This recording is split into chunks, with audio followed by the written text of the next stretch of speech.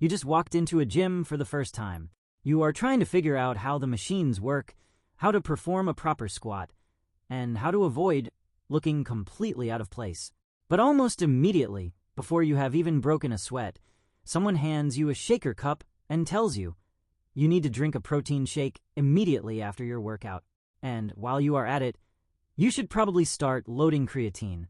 If you ask them why, you will likely get a series of vague answers. It helps you recover, it builds muscle faster, or it gives you a crazy pump. But nobody actually explains the biological mechanism. This is the reality of modern fitness culture. Supplements are treated as a mandatory entry fee for getting in shape, yet most people taking them have no idea what they actually do inside the human body. Is this stuff actually proven by rigorous science, or is it just gym culture bro science passed down from person to person without anyone checking the facts? Are you wasting your hard-earned money on expensive powders, or are these tools truly key to unlocking your physical potential? In this video, we are going to do something simple, but rare. We are going to look at what the science actually says. We are going to bypass the supplement marketing, ignore the gym rumors, and examine the peer-reviewed research, randomized controlled trials, and meta-analyses. By the end of this video, you will know exactly what protein and creatine are, how they function at a cellular level, how much you actually need, what the potential side effects are, and how a complete beginner should approach them safely. No sales pitches, no sponsored hype, just the raw scientific facts.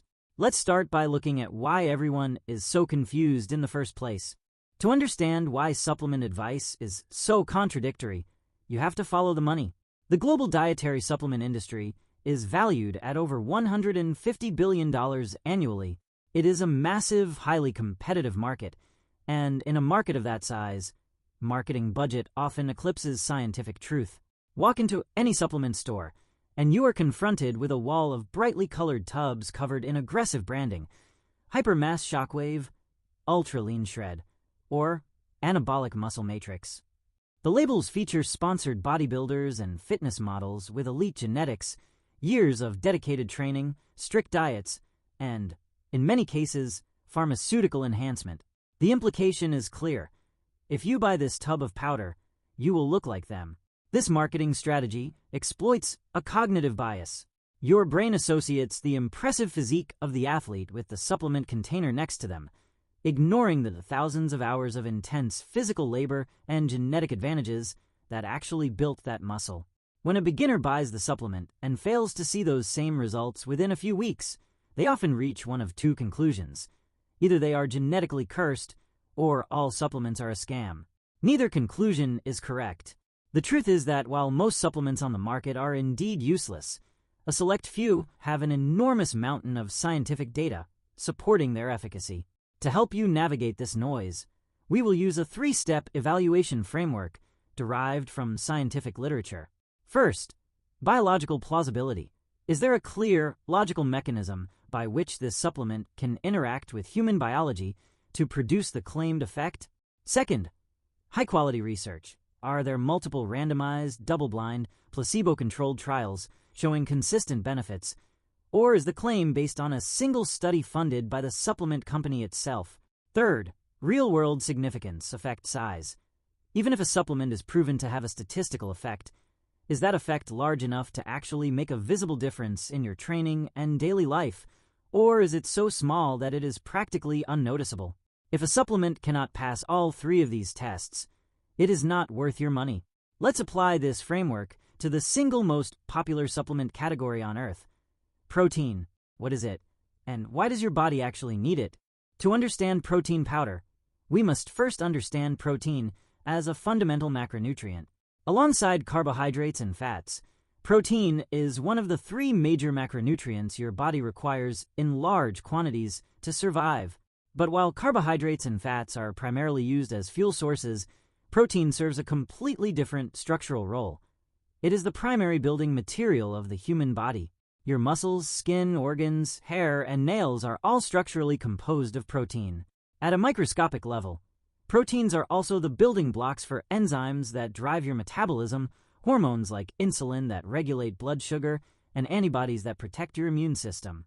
Chemically, Proteins are complex molecules made up of smaller units called amino acids. Think of amino acids as letters of an alphabet. Just as you can arrange 26 letters to create thousands of different words, your body arranges 20 different amino acids in various sequences to construct every protein in your body.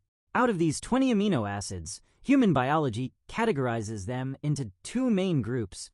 First, there are 11 non-essential amino acids. These are compounds your body can synthesize on its own from other nutrients, meaning you do not strictly need to get them from your diet. Second, there are 9 essential amino acids. These are molecules your body cannot produce under any circumstances. You must consume them through the food you eat. If you do not, your body cannot properly repair its tissues or build new muscle. Now, how does this relate to working out? Whenever you perform resistance training, like lifting weights, you place a physical stress on your muscles. This stress causes microscopic tears or microtrauma in the individual muscle fibers. This tissue damage triggers a cellular response. Your body initiates a process called muscle protein synthesis, or MPS. Specialized cells called satellite cells rush to the damaged muscle fibers, fusing to them and using available amino acids to repair the microtrauma. During this repair process, the body adds new protein strands, making the muscle fibers slightly thicker, stronger, and more resilient than they were before. However, this process is in a constant battle with its opposite, muscle protein breakdown, or MPB. Your body is continuously breaking down old, damaged proteins to recycle their amino acids. To build muscle and recover from exercise, you must maintain a positive net protein balance, which means muscle protein synthesis must exceed muscle protein breakdown. If you train hard but fail to consume enough protein, your body lacks the essential amino acids, the physical bricks, needed to rebuild the damaged tissue. You are essentially hiring construction workers to build a house, but giving them no bricks. The effort is there, but the raw material is missing. Since protein is the raw material for muscle repair, the logical question is, how much do you actually need? If you look at government health guidelines, you will find the recommended dietary allowance, or RDA. For protein, this is set at 0.8 grams per kilogram of body weight, which is about 0.36 grams per pound. For an adult weighing 70 kilograms, or 154 pounds, this equates to just 56 grams of protein per day. However, it is critical to understand what the RDA actually represents. The RDA is defined as the minimum amount of a nutrient required to prevent clinical deficiency and avoid muscle wasting in a completely sedentary person. It is not designed to optimize muscle recovery, strength gains, or physical adaptation in active individuals. When we turn to sports science, the numbers look very different. In 2018, the British Journal of Sports Medicine published a massive meta-analysis led by researcher Robert Morton. The researchers compiled data from 49 randomized controlled trials involving 1,863 participants, tracking the relationship between protein intake and muscle mass. The study concluded that for individuals engaged in resistance training, muscle gains and strength improvements scale, with protein intake up to 1.62 grams per kilogram of body weight per day, or roughly 0.73 grams per pound. Beyond this point, consuming additional protein yielded no statistically significant increase in muscle hypertrophy or strength. Other scientific literature suggests a slightly broader optimal range of 1.6 to 2.2 grams per kilogram, or 0.8 to 1.0 grams per pound, to account for individual variability, training intensity, and caloric intake. For example, if you are in a caloric deficit, meaning you are eating fewer calories than you burn to lose fat, your body is at a higher risk of breaking down muscle tissue for energy. In this state, a higher protein intake, up to 2.2 grams per kilogram, helps preserve lean muscle mass. Let's put this into perspective. For our 70 kilogram, 154 pound individual, the optimal range is between 112 grams and 154 grams of protein per day. But is consuming this much protein safe? A common myth in fitness circles is that high-protein diets cause kidney damage and liver strain. This myth originated from a misunderstanding of medical data. Patients with pre-existing kidney disease are often placed on low-protein diets because their damaged kidneys struggle to filter nitrogenous waste products. However, in healthy individuals with normal organ function, peer-reviewed studies have consistently shown that high-protein intakes are perfectly safe. A landmark study published in the Journal of the International Society of Sports Nutrition tracked resistance-trained individuals consuming an extremely high-protein diet of 3.4 grams per kilogram of body weight per day, more than double the recommended athletic intake, for a full year. The researchers monitored kidney function, liver enzymes, and blood lipid profiles, finding absolutely no adverse health markers or negative changes in organ function. The primary constraint of a high-protein intake is not toxicity, but calorie management. Every gram of protein contains 4 calories. Consuming 150 grams of protein equals 600 calories. This must fit within your total daily caloric budget, meaning you should balance it with adequate fats and carbohydrates to support overall energy levels. Now that we know how much protein your body needs, let's address the supplement that dominates the industry: protein powder. The first rule of protein supplementation is demystifying it. Protein powder is not a drug, it is not a steroid, and it does not possess any magical muscle-building properties. It is simply processed food. It is liquid protein from milk or plants that has been filtered, dried, and pasteurized into a powder form. If you consume 30 grams of protein from a chicken breast, your digestive system breaks it down into amino acids. If you consume 30 grams of protein from a scoop of whey protein powder, your digestive system breaks it down into the exact same amino acids. Your muscles cannot tell the difference. Protein powder is a tool of convenience and cost-effectiveness, not a biological necessity. However, when you stand in the supplement aisle, you will find several different types of protein powder. Let's break down the science behind the 3 most common milk-derived options. First, whey protein concentrate. Whey is a natural byproduct of cheese manufacturing. Whey concentrate is the least filtered form, containing roughly 70% to 80% protein by weight. The remaining 20% to 30% consists of small amounts of fats and lactose.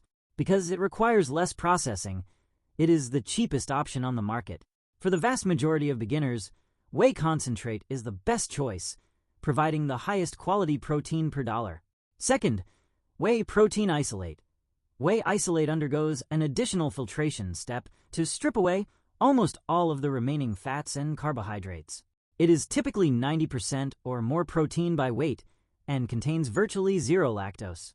If you suffer from severe lactose intolerance or are on an extremely strict low-carb diet, whey isolate is an excellent option, though it is more expensive.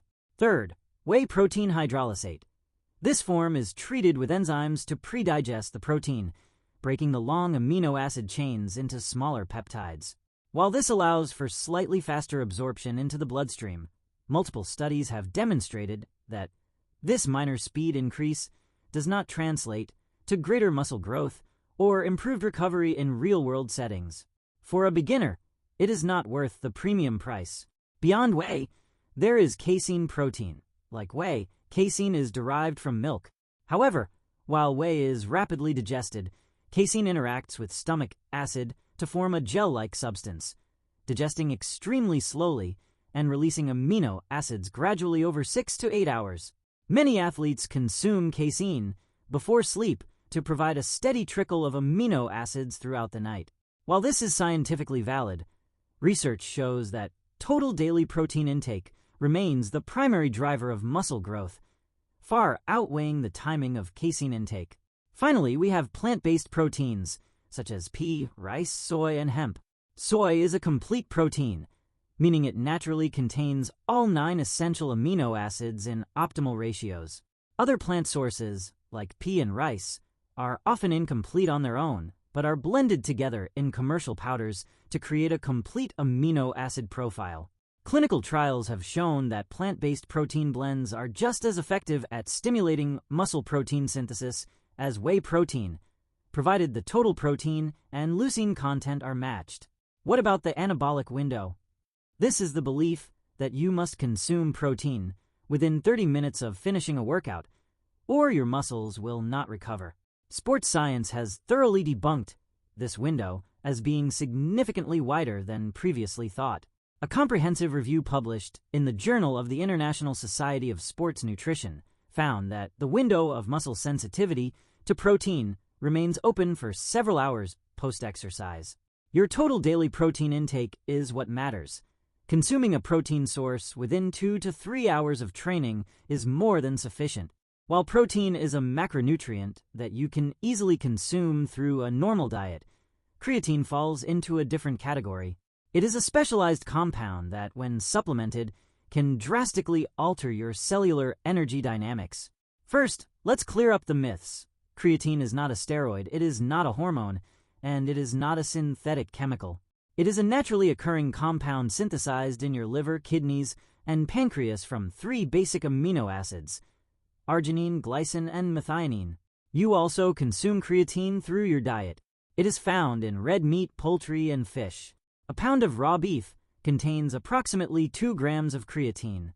However, to get a clinically effective dose of 5 grams of creatine per day, you would have to consume 2.5 pounds of raw beef daily. This is practically difficult, expensive, and calorically excessive, which is why chemical supplementation is highly efficient. To understand how creatine works, we must look at how cells produce energy. Every muscle contraction in your body is powered by a molecule called adenosine triphosphate, or ADP. ADP is the universal energy currency of life.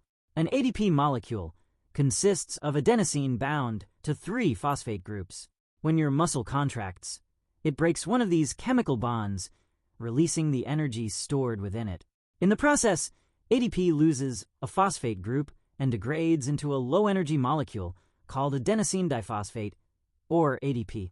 ADP cannot power muscle contractions. To keep moving, your cells must immediately convert ADP back into ADP by adding a 3rd phosphate group.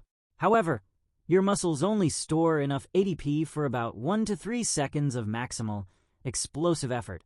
Once that stored ADP is depleted, your muscles must find a way to rapidly regenerate it. This is where creatine steps in.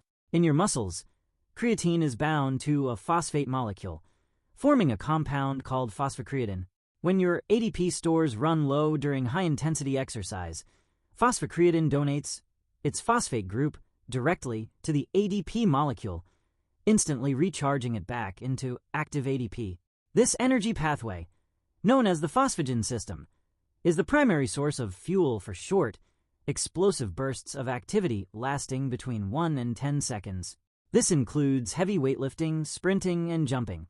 Under normal dietary conditions, your muscles' creatine stores are only filled to about 60% to 80% of their maximum capacity. By supplementing with creatine, you saturate your muscle tissue, filling that storage tank to 100%. This increased saturation acts like a larger cellular battery backup. Instead of running out of explosive energy at rep 8 of a heavy set of bench presses, the extra phosphocreatine allows you to generate enough ADP to push out rep 9 or rep 10. While an extra rep or 2 might seem insignificant, when multiplied across multiple sets, exercises, weeks, and months, it represents a massive increase in total training volume. This cumulative workload is the primary mechanical trigger for long-term muscle hypertrophy and strength adaptation. Unlike many supplements that rely on animal models or short-term trials, creatine has been evaluated in hundreds of human clinical studies. The volume of peer-reviewed data on creatine is so vast that its efficacy is virtually undisputed in the scientific community. Let's look at the numbers. In terms of strength and power, a comprehensive review published in the Journal of Strength and Conditioning Research analyzed the outcomes of multiple studies on creatine supplementation. The researchers found that combining creatine supplementation with resistance training resulted in an average strength increase of 8% and a power output increase of 14% compared to training with a placebo. When it comes to muscle mass, creatine leads to weight gain, but it is important to understand the biological mechanism. This weight gain occurs in 2 distinct phases. Phase 1 is intracellular hydration, Within the first week of taking creatine, you will likely see a weight increase of 1 to 2 kilograms, about 2 to 4 pounds. This is not fat gain, and it is not subcutaneous bloating. Creatine is an osmotically active substance, meaning that as it accumulates inside your muscle cells, it pulls water in along with it. This process increases intracellular volume. It hydrates the muscle cells from the inside, making them appear fuller and more pumped. More importantly, cellular swelling is a known biological signal that triggers anabolic pathways, stimulating protein synthesis and reducing protein breakdown. Phase 2 is chronic hypertrophy. Over the long term, because creatine allows you to lift heavier weights and perform more total training volume, your body adapts by building actual, new muscle tissue. This is a slow, structural adaptation that occurs over months and years of consistent training. Beyond physical performance, emerging research is exploring creatine's impact on the brain. The brain is an extremely metabolic organ, consuming roughly 20% of the body's energy. Just like muscle cells, brain cells utilize the ADP phosphocreatine system to maintain cognitive function during periods of high demand. Recent randomized controlled trials have shown that creatine supplementation can improve cognitive performance, particularly in situations of acute sleep deprivation, hypoxia, or intense mental fatigue. While this research is still developing, it highlights that creatine is a systemic energy buffer, not just a sports supplement. But is creatine safe?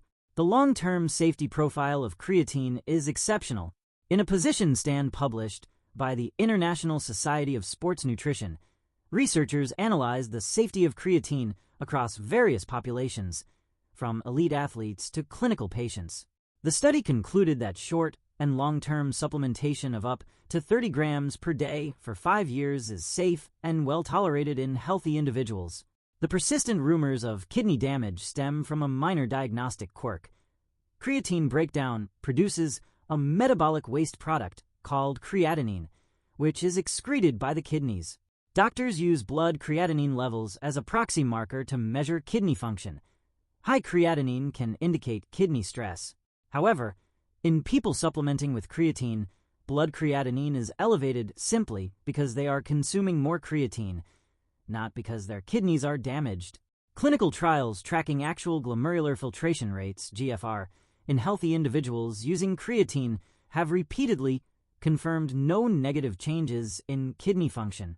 If you decide to take creatine, you do not need to buy expensive, heavily marketed variations. The supplement industry has introduced options like creatine HCl, buffered creatine, and creatine ethyl ester, claiming they offer superior absorption or fewer side effects. However, independent clinical trials have consistently failed to show any of these expensive forms are superior to standard, cheap creatine monohydrate. Monohydrate has a bioavailability of over 99%, is the most researched supplement on the planet, and costs a fraction of the price of alternative forms. Save your money and buy simple micronized creatine monohydrate. To start taking creatine, you have 2 options. Option 1, the loading protocol. In this protocol, you consume 20 grams of creatine per day, split into 4 5-gram doses, for 5 to 7 days.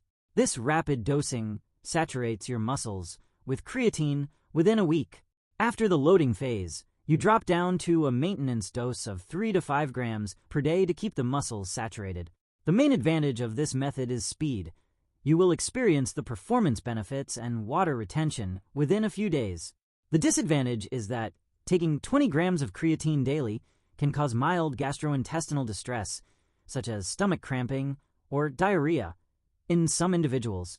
Option 2, the maintenance protocol. In this protocol, you skip the loading phase entirely and simply take a flat dose of 3 to 5 grams of creatine monohydrate every single day from the start. Research shows that this approach will result in full muscle saturation within 3 to 4 weeks. It takes longer to notice the effects, but it is highly convenient and carries virtually zero risk of gastrointestinal discomfort. Once your muscles are saturated, the timing of your daily creatine dose is largely irrelevant. The goal is to keep the muscle tissue saturated over time. Taking it consistently every day at the same time is far more important than whether you consume it pre-workout, post-workout, or in the morning. Let's quickly bust 3 common creatine myths. Myth 1. You must cycle creatine. Many people believe you should take creatine for 8 weeks, then stop for 4 weeks to let your body rest. The theory is that constant supplementation will shut down your body's natural creatine production permanently. This is false. While natural production does temporarily slow down when you supplement, studies show that once you stop taking creatine, your body's natural production returns to baseline levels within a few weeks without issues. Myth 2. Creatine causes hair loss. This myth originated from a single 2009 study conducted on a small group of rugby players. The study found that creatine loading increased blood levels of a hormone called DHT, which is linked to male pattern baldness. However, this study had several methodological limitations, has never been replicated in the decades since, and has never directly observed hair loss in any participant. The scientific consensus is that creatine does not cause hair loss. Myth 3. Creatine is only for young male bodybuilders. The data shows that creatine is highly beneficial for women, who naturally have lower endogenous creatine stores than men.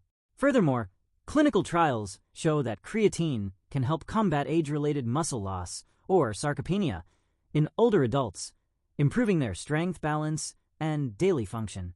Since protein powder and creatine are both highly effective, beginners often ask, should you take them together? And is there a synergistic benefit to mixing them in the same shaker? The answer is yes. They work exceptionally well together, but not because of a complex chemical reaction.